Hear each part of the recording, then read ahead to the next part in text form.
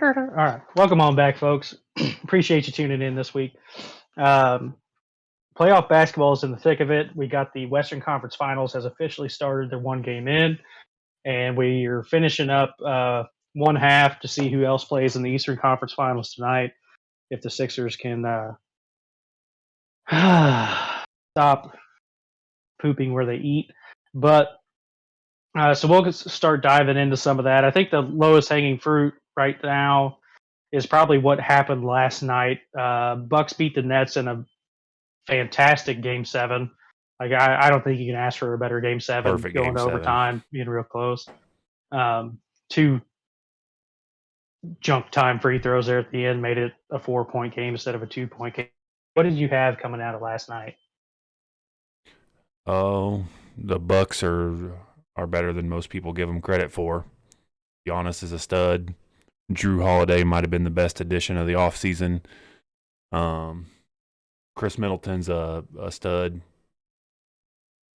About all there is to it. KD was trying to do it on his own. Shouts out to Harden for playing hurt. You could just tell he wasn't the same player.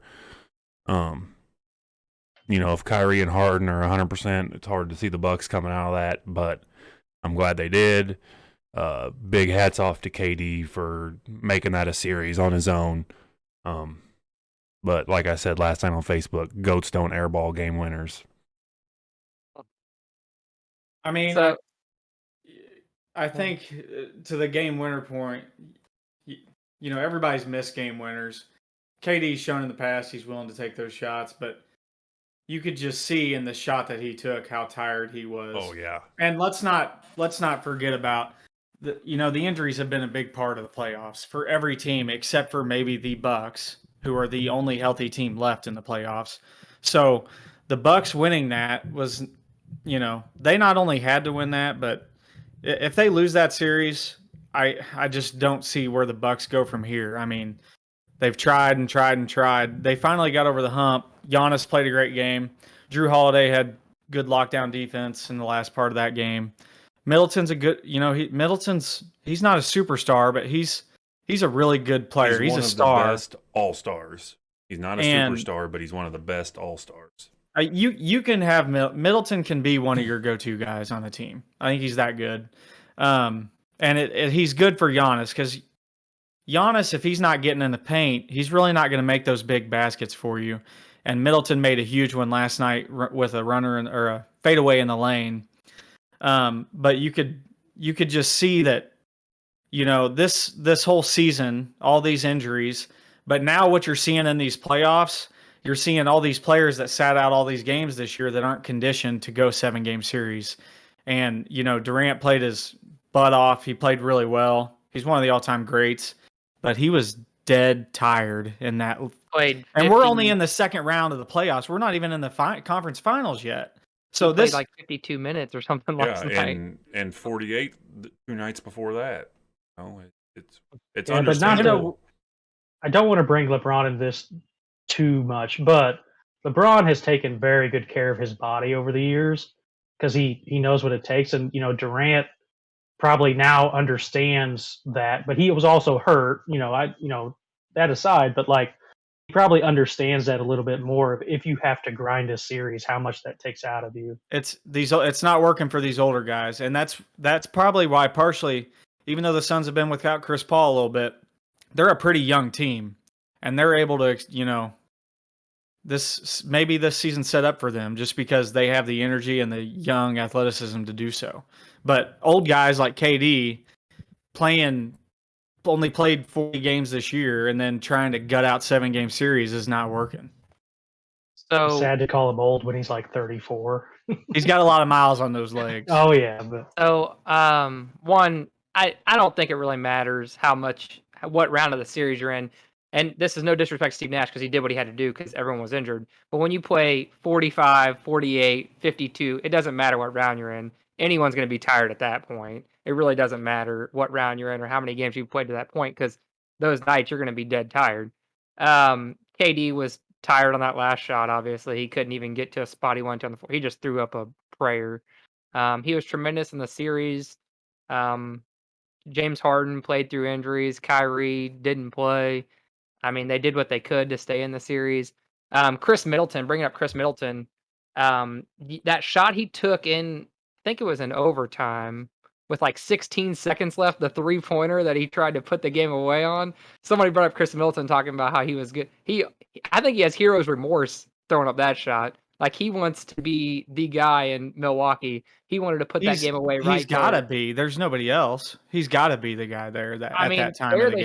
They should have been attacking on that possession. Giannis was going to the hole. He should not have been throwing up a 3 from 4 feet behind the arc on that. Yeah, but do you really want Giannis at the line at the end of the fourth quarter? They also got the offensive rebound, so and that's what saved him was the tip out. The tip out saved him. Right, but no one ever talk about it again. Do you want Giannis attacking the paint in the fourth quarter, going to the line? I don't know that's your. No, I'm saying in the fourth quarter they usually have Middleton going to the hole and Giannis going with him, and he either goes to the hole or dumps it off instead of trying to take a 3-pointer from 5 feet behind the arc. We've seen a lot of players in the history settle for bad jump shots like that. Like you said, it's at the end of a 7-game series. They're tired. But you could tell they were all dead tired in that series. Giannis looked like he still had a lot of miles left. Injuries are the stories of the playoffs.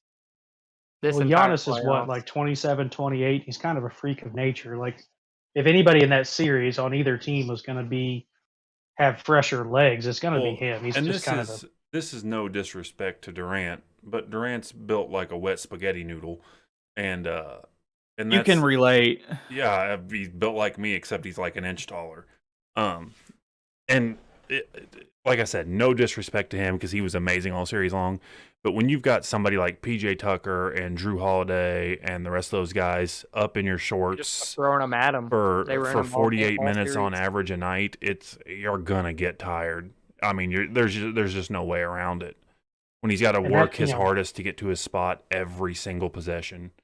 With Irving and Harden out, that made it even harder on Durant, which makes it more impressive. So, it got brought up on Twitter. I sent it to you guys. Durant earned more respect from basketball fans for losing that Game 7 than he did for winning any of the titles he won at Golden State. 1,000% by a lot. From my end, 1,000%. But there on that last shot, Durant kicked it to Harden, and Harden gave it right back. Like Harden could have, tried to take that shot too with arguably fresher legs than Durant would have had. And Harden's, yes, he's coming off injury, but he's almost as good a shooter as Durant's proven to be over his career. And it's like, no, it's you. So this series, he was like, I think he only made like 3 field goals in Game 6 and 7, like out of like 20 some. He couldn't hit anything. He knew he couldn't hit anything. The only thing he was scoring on was free throws. That's all he could score on. Yeah, and one stat, just to show how hurt Harden actually was, and like I said, he got a lot of my respect from this series too, even though he was pretty bad. But it was because of playing through injuries. That during the regular season, he averages 17 drives a game. And in Game 6, he had 3, I think. And in Game 5, he had like 4 or 5. So he had half of what he normally has in a game in a 2-game series. Now, when you're a superstar like James Harden, that only happens if KD's out there scoring 100, you might have less drives than normal, or if you're injured. And shouts out to him, like I've said 3 times already, for trying to make it work. Because even a 50% James Harden is still better than their second best option, probably. Well, 5 for 17 from the field last night and had 22 points. Like all of them came from the line.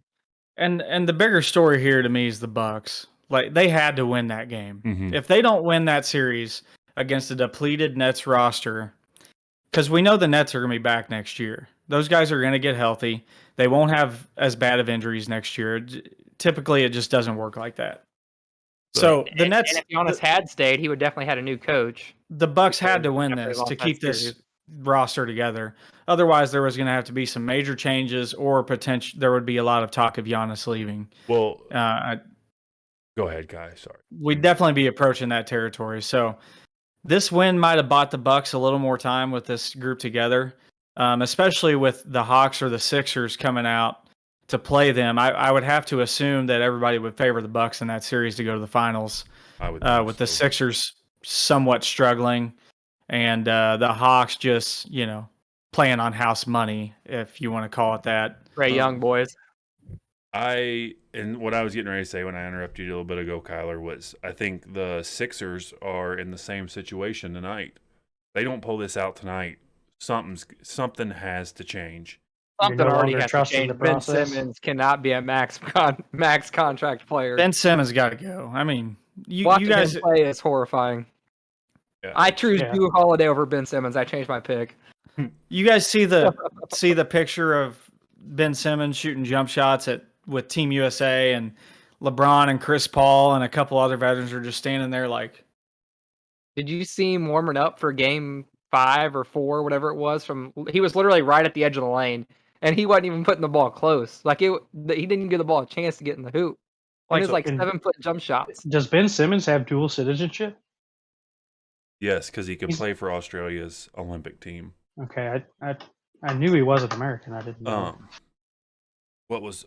Oh, so one of the things that I saw about, and when I watch the NBA games, I don't watch them from a coach's perspective. I watch them from a fan's perspective.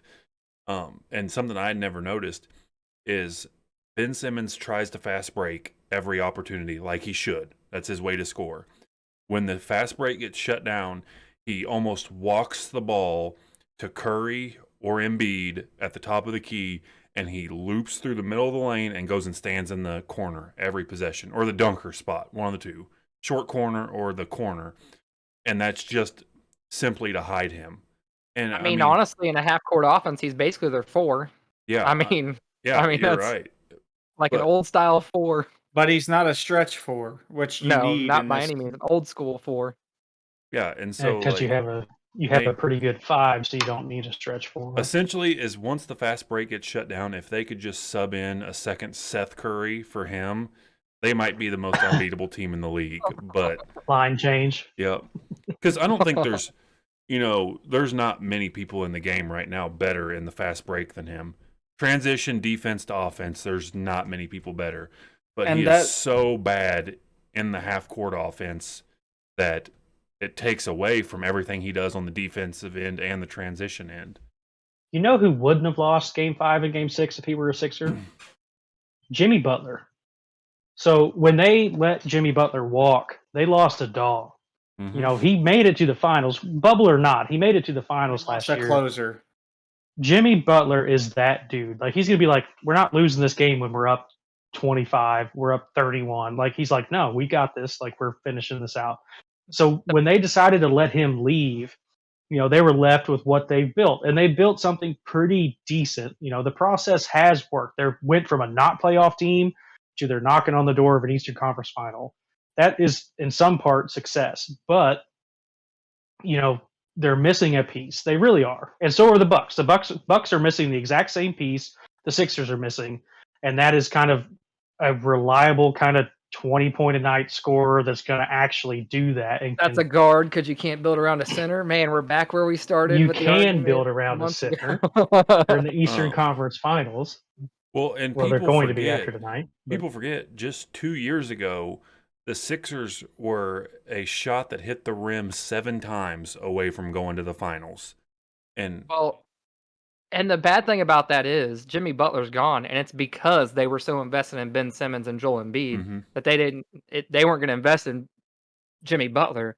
And at this point, you're like, was Ben Simmons the investment we should have been putting money in, or was it Jimmy Butler? Well, it's Tobias Harris money too. Yeah, He makes a lot of money. and I think Tobias I think it is was more underrated. about the game plan for Jimmy Butler. He was kind of left as the third wheel behind those two, and he didn't really want to be in that situation. yeah, and he proved last year that he should have been. Well, you can't be the top dog over Embiid. Embiid's a Yeah. top 5 It should- player in it the should have been NBA, top Embiid and 6. Butler. But Yeah, if Embiid didn't get hurt this year, he was running away with the MVP. yeah, Like, Back- it wasn't Yeah. another. Back to what Cody said about Ben Simmons being the best transition player in the NBA. In the fourth quarter of playoff games, games tend to slow down a little bit, and you lose a lot of value out of him, I feel. So, you know, Sixers, they're favored tonight. Let's say they beat the Hawks, you know, and then lose to the Bucks. If they do beat the Hawks, that should be a good game 7. But if the Hawks can't close them out at home, I don't see them closing them out on the road. But Is Ben Simmons the guy that has to go for the Sixers? Do they have to? I mean, you can. Yeah, but I think who I'm do with you Carl. go I think you get? can build around Embiid, but Who do you well, get? there's plenty of options out there. Well, how I much mean, money does Seth Curry have on, or how much time does Seth Curry have left on his contract? Because the way he's playing, he's going to be owed some money here soon. I don't think anybody's on Seth Curry contract watch, so have to Google that one. Yeah, I'm not up to date on Seth's contract, but Well, Seth has hold on, been let me- doing this let me for look it up years. you guys. Seth was a vital piece of that Trailblazers team that went to the conference finals. He was a vital piece of the Mavericks just a couple years ago. He's now a vital piece of the 76ers. Like, he's not his brother, but he deserves more respect than he gets, I think. He's knocking on the door of a 6 man of the year. Like, Lou Williams did that for how many years in a row? He was just that reliable guy off the bench. Like, Seth Curry could be that. Yeah. But then we had, while Kelsey's looking up the contract situation of the He's younger got Curry. 2 more years left. Good. Kind of a surprise to me, Clippers over Utah. I know Cody picked Clippers, but I assume when Kawhi went out, Cody got a little nervous about that. How about playoff P showing up? Who wants to run off with that one? I think Cody's Kelsey boy. said it best so far. When I said that he plays better without Yeah, you a hit the number nail on one, the head with that. he needs to be He's- the number one. I He think, can't be the number two. I don't know why, but he can't be the number two for a team. He's got to be the number one. yeah. He looks so much different with Kawhi out. It's mean, not even the same guy. Remember how good he was in Indiana going against LeBron and the super team Heat? I mean, that guy he took him to a game Yeah, the, 7. the Pacers almost beat the Heat. Yeah, he took him led to a by game playoff 7 Heat. once, if not twice. Did they take him twice to game 7? No, it was I think it game was- 6 and game 7. It was a very contested 6 games. Yeah. Like very contested 6 games. I mean, essentially, David West was a stud back then. David West was still in his Roy prime. Hibbert was Roy Hibbert was an all-star, but he George was Hill. one of the worst all-stars of all time. But so that was a good team, but on the offensive end, PG willed them to win. And I think when he left for OKC and they had Melo, who was still considered at the end of his prime, but everybody thought he was still in his prime, him and Westbrook, that was a lock to win it all. And then playoff P just disappeared. I mean, he wasn't even a P factor. and Melo disappeared. Yeah. And so that was kind of a weird situation. I kind of passed blame off to Westbrook on that, which I'm a big Westbrook fan as there is. But I thought, maybe Westbrook can't play. Maybe Westbrook can't be a number 2, and so I blamed Paul George's failures in OKC on Westbrook, and then Paul George leaves and goes to the Clippers, and now all of a sudden he's a regular season superstar, and then last year was just atrocious in the playoffs, and I just thought, maybe mentally something happened between Indiana and now to where he can't perform. And then Kawhi goes down, and he's right back to Indiana. He's better than Indiana Paul George when he's the number 1. And it never dawned on me till Kelsey said that in our group chat and said, playoff P has to be the number 1 guy. And I'm like, well, yeah, you got that right. So, maybe the Clippers' best option is, it didn't look like it tonight, but maybe the Clippers' best option is for Kawhi just to sit out. Well, he has Reggie to. Jackson He's be the done. number 2. Yeah. I mean, honestly, I attribute that series more of a collapse to the Jazz than, the Clippers took it, but Ty Lue deserves some credit here. This guy, Ty Lue, has a short head coaching career, but it's an impressive one. Coming back 3-1 against the Warriors in 2016, and then the adjustments he made here, making Rudy Gobert the defensive player 2 or 3 time defensive player of the year. 3 time, I think. Just look abysmal on defense. They ran out a small lineup on him, and they had no rim protect. Gobert was in there, but he couldn't protect the rim because he was guarding the perimeter, and he had no idea what to do. And it really shook the Jazz up a little bit. And then, Paul George did his thing. He deserves some credit, but I know that the Suns are gonna. You can't do that to the Suns. They'll match up right there with you with 5 guards. I mean, the Suns won game 1 today. DeAndre Ayton is quick. He's a lot quicker than Rudy Gobert. Yeah, big guy on the perimeter. And they have Devin Booker, who is, maybe other than Durant, is the second best player in the playoffs right now. Could arguably even be the first. He had a 40-point triple-double today, 39 points. It was 40-point triple-double. I'll probably I think it was the first ever, wasn't it? Yeah, it was his first ever triple double. Yeah. Yeah, his first ever triple-double. I'll probably get booed for saying this, but I've believed this since his days in OKC. Is Reggie Jackson is wildly underrated. I believed it when he was in Detroit. Yeah. Oh yeah, Reggie dude, Jackson. That dude is good. And when he's their, well, now with Kawhi out, he's their third, fourth option. But is he starting? Is Reggie Jackson starting? Did he start today? Yeah, he's starting over Rondo now. But he's an above quality starting point guard. And when you still have Rondo and Pat Bev as your backups, and he can, and that's one of the good things about Reggie Jackson is he is tall and athletic too. So he can, and he's a good shooter. So he can shift into the combo guard role of your shooting guard. And he just adds a lot of value to that team.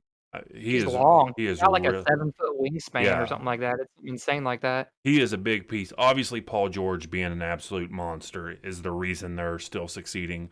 But I think Reggie Jackson deserves some credit for just being as good as he is. We didn't even mention their hero in Game 7. Terrence Mann. Terrence Mann. He went off from Florida State. 40 points. That came out of nowhere. What was his career high before that is what I want to know. Kelsey's on it. So while Kelsey's looking that up, I'll bring up what I said today in group chat is I've wondered this whole time why Boogie hasn't played at all, DeMarcus Cousins.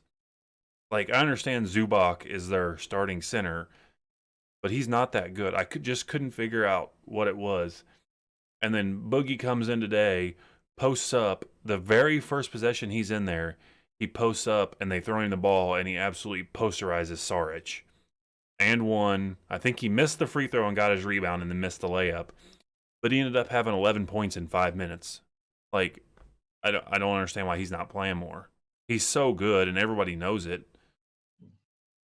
It looks like his previous career high was 25. Just breaking news: my number one pick to win the U.S. Open is currently leading, so suck it. But let me guess, John Rahm. Yeah. Bold pick there, Carl. Only the favorite. Hey, if it makes you money, it makes you money, big dog. Anyway, sorry I derailed that. But yeah, the Clippers over Utah was a shock to me when Kawhi went out. I was like, I would have, I didn't bet on it, but I would have bet anything that Utah was going to run away with that. But to Kyler's point, when you take Rudy Gobert out of the situation defensively, that's the only place on the court Rudy Gobert helps you out. That dude is terrible offensively. Very average, yeah. If you're going to take him out of the game and make him not effective on the defensive end, you just have a 7-foot dead weight guy out there. So that was a lot of credit to the Clippers game plan. But when you look forward, and we've already got one game of the Suns and Clippers, Chris Paul was out of game 1 and the Suns still pulled it out. That does not bode well for the Clippers. If the Suns are going to beat you, granted in Phoenix, but if they're going to beat you without Chris Paul, what the hell do you think will happen when Chris Paul comes back? That's a stolen win. Yeah, that's Suns in 4. That's over. I think the biggest reason why is because of the guy filling in for Chris Paul. What do you have tonight? Cameron Payne. Yeah, Cameron Payne's been playing great. Well, he had 11 and 9 tonight, but he's been playing great all playoffs. Yeah, went from Russell Westbrook's dancing buddy to now he's a legitimate NBA point guard or shooting guard or whatever you want to call him. He's just, he hit some big threes tonight. He ain't scared to pull it either. Etuan Moore, who hadn't played like all playoffs, he did not play in like 7 games or something like that. He played half the game today. I didn't even know Etuan Moore was on the Suns. Legit did not know Etuan Moore played for the Suns. And then I look out there and there's number 55 running around. I'm like, who the hell is that? And then he got a steal or something. They're like, Etuan Moore with the steal. I'm like, he plays for the Suns? I've watched a lot of basketball this year, and I did not know that Etuan Moore played for the Suns. Yeah, he did not play in like 7 of the 10 games or something like that.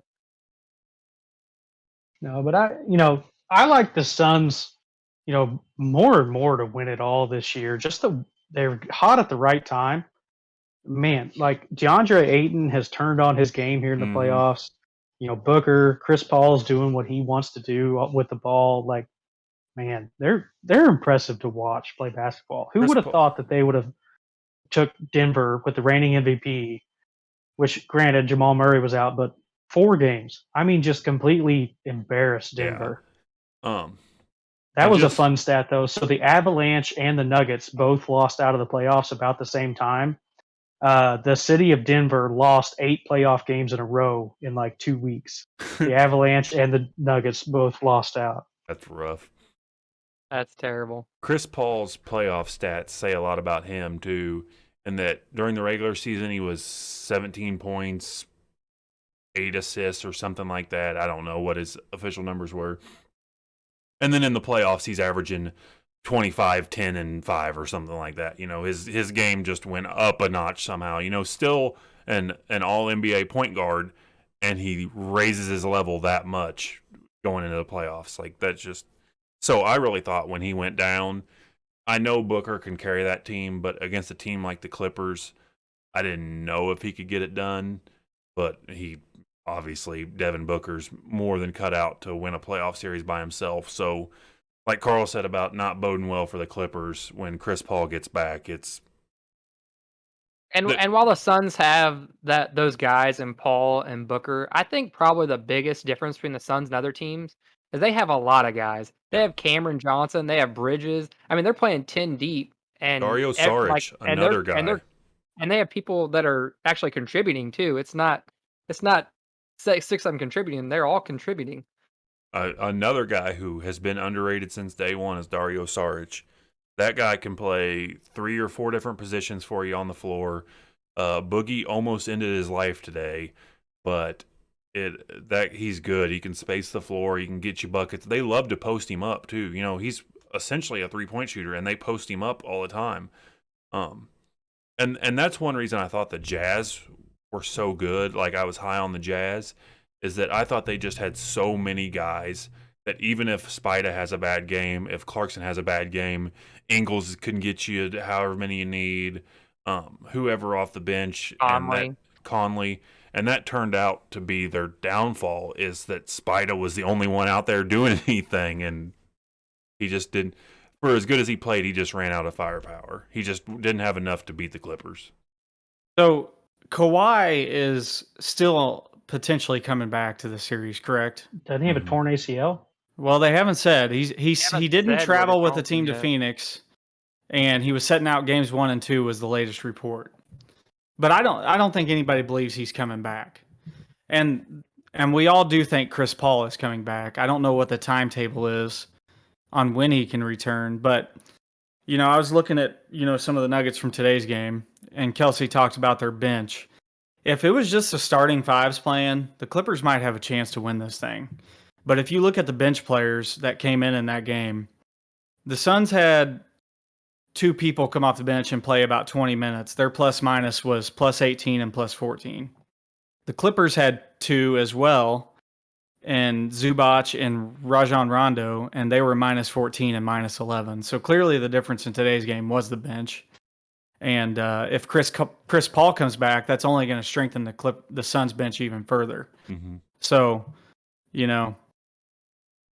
and the Suns are playing like the best team right now, but in a season full of surprises, you feel like you have the NBA figured out, and then something happens. So I'm not ready to crown the Suns yet, because I'm just waiting for something else to just change all of our minds. But the Especially- Suns have that feel 0-2 good right now. Series. The Suns are playing the best. The Suns have that feel good right now. So this happens from time to time. When a team's never won it before, they're playing well in the playoffs, it's hard not to get behind that team because you want to see it happen. You're like, man, this would be cool. So they've been bad for a very long time. They haven't necessarily paid dues like maybe the Bucks have or the Sixers have. Clippers. Been decent for a while. Well, the Clippers Clippers are going to Clipper always, but yeah, so no, the They're always Clippers gonna do be it to a little themselves. Piss on the Clippers. But like the Suns have that feel good, and I feel like the nation in pieces, like if your team's out, like it feels easy to throw your allegiance to the Suns to get them through this finals if you don't have a dog in the fight, And that could help them out in the national media and all that. and before Game 4 of the Nuggets, you were still right, Carl. But then they got a nationwide mascot in Suns and Four guy, who just united the nation in. That was in the a most few- polite ass beating of all time. Yes, he That just dude held was him just like, down. mind The your best business, man. part was, did you guys see the Nuggets fans Interview. Snapchatting after the game? Oh. No, they were Snapchatting after the game, walking to their car, and they didn't know this was going to go viral. And they were bragging about how they kicked the dude's butt and how they had battle scars. And then it goes viral. I'm sure everybody they know is just making fun of them now. Yep. One dude kicked. That And guy they- just hockey grabbed them chains and was like, "You're in for it now, buddy." Yep. Just So Give him somebody, it wasn't Barstool, but it was something to the equivalent of Barstool, interviewed Nuggets guy that got beat up, and he has a big old scratch down his nose, like it's red. And they asked him what happened, and he said, "Well, when he went to grab my chains, his thumb caught me and scraped my nose." And the guy interviewing him said, "Are you sure it wasn't one of them uppercuts?" No, that was just a good moment. And like, at game 3 saying Suns and 4, that just makes like that guy is iconic. And so I'm glad that Booker and the Suns got together and got that guy's tickets. Yep. He's getting- Barstool's doing big things with him. He's getting 50% of shirt sales. That's just an awesome story. You like to see. You don't want to promote fighting in the stands. 30 podcast does not promote violence.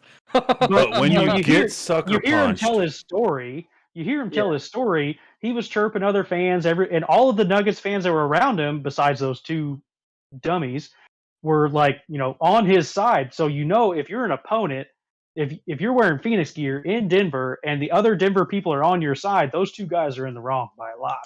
Right. By a lot. Yeah, obviously. and what makes it all And okay, they double came up on both of them came up They on came him. up. Two of them came up on him, and they sucker punched him. Like he was in every right to do what he did. No 4th and 30 podcast does not condone fighting, but when you get sucker punched 2-on-1, you have permission that to ass. hockey grab them and beat the brakes off of them. Like a drum. Oh, man. But there is one more series still going on in the second round. Sixers versus Hawks. We've talked about it a little bit. Game 7's tonight. Sixers have crapped the bed the last 2 nights, blown great big ass leads, which is kind of Sixers fashion. But in Philly tonight, going to try to close it out. Who do you guys got tonight? I got. Well, like- we'll see what Trae Young is made of tonight. Well, like I said earlier, if the Hawks had a chance to close them out in Game 6 and didn't do it, so I don't trust them to close it out on the road. But you also just never know. You never know what you're going to get from these teams. Like you think the Sixers should be championship contenders, but they're letting the Hawks hang around, go up 3-2 on them. I'm taking the Sixers, but to be honest, I don't know what you're going to get from these two teams. And I don't think either of them have a chance to win the NBA Finals. The reality is the Sixers should win this game. Cody said we'll see what Trae Young's made of tonight. Can Trae Young will the Hawks tonight? Can he? If Trae Young drops 40 points, the Hawks have a chance. I'm Trae sure Young- he's excited as hell. You just called him Trey Hung, though. Just saying. He seems like the Trae type Hung. of guy that would be happy with that. Trae Young has to be better than Joel tonight. He has to outplay Joel tonight. But Embiid's going to go 38, 16, and 6. Yeah, and he's going to. So Trae Young is going to have to go 40, 10, and 10. Like he's going to have a marquee. Maybe 40, 10, and 5. I don't see him getting 10 boards tonight. He's going to have something like that because you don't know what you're going to get out of Toby or Ben Simmons. So as long as his cast can outperform Joel Embiid's cast, which I don't think is a long shot by any means, because Bogdanovich has looked really, really good all season long or all series long. Herter has looked really, really good. John Collins looks really, really good. As long as those guys can outperform Philadelphia's 2, 3, 4, 5 guys, then I think Atlanta has a good chance. I'm taking Philly. I just think Joel has matured enough. He's good enough that he's not going to let them lose this game.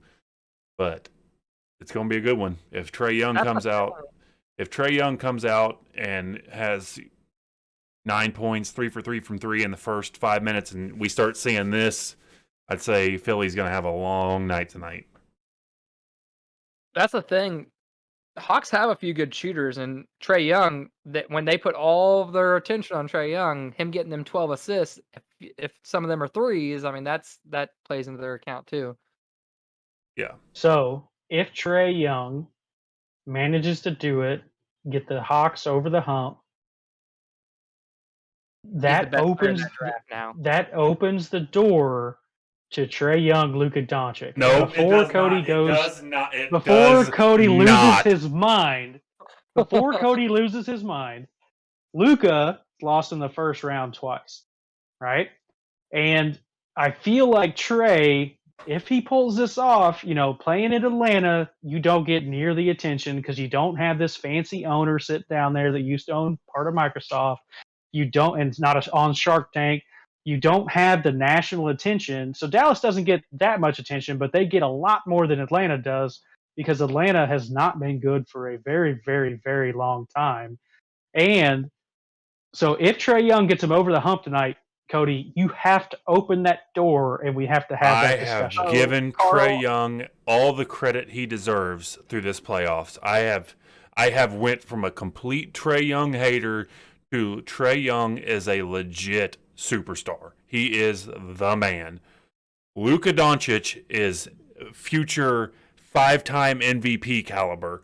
Trae Young is a elite level superstar. There's a difference. There's a difference between them.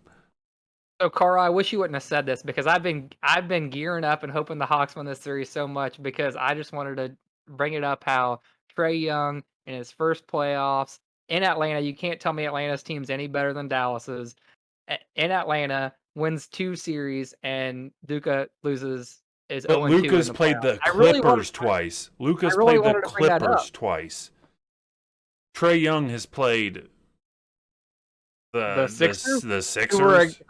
were a bounce away from the NBA Finals, you just said? Yeah, 2 years and ago? we're also talking about how they can't get the job done against anybody. Like, And the Clippers made their first Western Conference Finals ever. yeah, Yeah. but Ever? look at the talent of the Clippers. Ever. That's why it's dumb to talk about teams like when they say that they say there's a make believe stat right now that Atlanta Hawks have never lost a game 7 in the playoffs. That's dumb because there's no reason to compare this Atlanta Hawks against the 1960 Atlanta Hawks is what the point No, I'm trying we're to not. make. But we're not doing 1960, that. they were in St. You're Louis. talking about how the Sixers can't get it done, and the Clippers aren't getting it done either. But that's what I'm saying is this is a new era of the Clippers. These Clippers are only 2 years old. This is not the Lob City Clippers. This is not the Danny Manning 1990s Clippers. This is they're wearing the same jersey, they're wearing the same logo, but this is not the same. Rent we're not free, buddy. We're not Rent-free. comparing them to the 1990s Clippers. That's not what we're doing. We're saying the Sixers right now and the Clippers right now, neither one has got it done. You said the Sixers can't get it done. Neither one has got it done. That's what we're saying. You can't say the Sixers haven't got enough. The Clippers haven't got it done either. The Clippers are just a lot better. Okay. So, I have Sixers. I'm riding Sixers. I live in Pennsylvania now, so I've got to go there. But I will be excited if we get to dig this back up. Everybody So- come in with stats. If Trae Young wins it tonight, everybody come in ready to brawl about Doncic and Young because it's happening. So, It's happening. update before we get off of here. I'm leading the playoff picks still at 30. Carl has 28. Kyler has 23. Cody has 21. We all have the Sixers. Kyler has the Sixers in 7, so he would actually gain a point on us tonight if the Sixers were to win. But that's all that would really happen. Other than that, nothing in the standings would change tonight. Who all did everybody pick Phoenix or did Cody picked LA, but we Yeah, all he picked did. He's them in trying to different- make up some points. That's what I told Kelsey earlier. I got to make up some points. He's already buying a Chinese I jersey almost anyway. picked the Who cares? Clippers just so Cody couldn't pass me. So I have the Phoenix in 7. Carl has Phoenix in 6, and Kyler has Phoenix in 5, and then Cody has LA in 6. All right, so let's go down the path. We've got a couple minutes here. Bucks Sixers or Bucks Hawks? Do you have the Bucks coming out of both of those? Sounds like you guys are leaning that way. Yes. I do. I don't know. I every might time- mix things up and run with Trae Young if the Hawks You are want able to to you get want out to of this take the series. Hawks, but you're going to take the Bucks in 5. Is that what you're saying? Probably, yeah. I I wanted think to the take Bucks- the Hawks bad, dude. I think the Bucks will be favored against both those teams, which leads me to believe they won't win. But Sixers would have home court advantage. Yeah, but the So- way That's Ben worth. Simmons has looked. So to explain to people who maybe missed an episode or don't know what we're talking about when we talk about the Chinese jerseys, is what we're doing Oh yeah, that's is not the racist. winner. The winner gets to wear whatever they get to get a jersey paid for by the other 3 guys, of their choice. So it can be whatever you want. But us 3 losers have to wear a jersey of. So just if the standings were to finish right now, Carl has to wear a Cubs jersey, Kyler has to wear a North Carolina jersey, and I have to wear a Cardinals jersey, which is just about the depths of hell for all 3 of us when you know our fandom. So if you're watching this, if you're a fan of any of those teams, let us know in the chat who we should have to wear. Because I know the jersey that Carl could stick on me that would just give me the heebie-jeebies. Already So- talked about it in the podcast. Yeah, we have. But so just let us know Your what you think. ex-favorite player. Yeah, until Carl sent that jersey that looked like it had freaking ate alive by moths. Oh, trying to I'm going to buy. I'm going to I'm buy not an putting eight- that jersey on. There's no way. That thing comes with scabies and cooties and head lice No. and everything. I'm going to buy an 8-year-old Cody size too, so he has to try to put it on. Crop top for the boys. All right. Well, there's some basketball talk for you. Should be exciting tonight. Game 7, Sixers Hawks. So you guys tune in. If you see anything that you feel like needs called out during that game or any of the games upcoming before we release another podcast, go ahead and shoot us a tweet. You know, you can message us on Facebook. You can post on our wall. Is that possible? Can you post on a wall of a They group? could comment or whatever, but they couldn't Yeah. post Okay. on. Comment on the video, comment, YouTube, Facebook. Yeah, reach whatever. out, or on a TikTok. If one of these made it onto a TikTok, go ahead and reach out on that too. Oh, We'll- hey, we we'll got get a dance moving, right? we got a sidetrack. We got a viewer from Denmark right now commenting. Said hi from Denmark, first stream. Well, Very good. Welcome from Look for Denmark. more, man. Do you like basketball? No, what? Oh, he's a Dane, so he's probably super into soccer Yeah, and they had a And- good and, showing the other day. They beat and somebody. speed skating or long distance skate. What's the one with the big slope sides? The ice skating with the big slope. It's long distance skating, isn't it? Nah, beats me. In Winter Olympics. Hey, guy from Denmark, drop us a comment. What's the one I'm trying to talk about? Are you talking about skiing, not skating? No, it's not skiing. Slope skiing? It's kind of what they do with bicycles in. Oh, that's the speed skating. Yeah, they do like the little But 10 no, lap it's on- super races. it's not Apollo Onos. It's a bigger oh, scale. then Because I the don't know. Danes wear these orange jumpsuits. They're always very visible when they're doing it. Anyway, we appreciate everybody tuning in. Apparently we're international now. We're Mr. Worldwide 1430 podcast. So Shouts out Pitbull. we appreciate all the support. As always, like, comment, subscribe. Subscribing is still free. It's going to be free every week. We're never going to charge you to subscribe to the YouTube channel. Drop us a like on anything. And until then, be good out there and tell your grandma. Happy Father's Day, everybody.